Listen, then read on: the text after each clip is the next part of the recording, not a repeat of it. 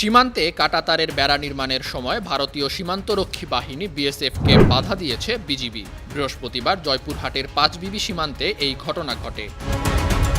BGB ও স্থানীয়রা জানায়, বৃহস্পতিবার সন্ধ্যায় পাঁচবিবির হাটখোলা বিওপির উচনা ঘোনাপাড়া মেইন 281 নং পিলারের কাছে কাঁটাতারের বেড়া ফেলে বিএসএফ।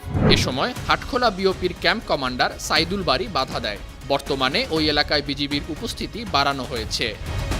এ বিষয়ে হাটখোলা বিওপি কমান্ডার সাইদুল বারী গণমাধ্যমের সাথে কথা বলেন। তিনি জানান, জঙ্গল পরিষ্কার করে কাউকে কিছু না জানিয়ে তার কাটার বেড়া দেওয়ার চেষ্টা করে বিএসএফ। বিষয়টি জানার পর আমরা সেখানে গিয়ে কাজ বন্ধ করে দেই। বর্তমানে পরিস্থিতি শান্ত রয়েছে।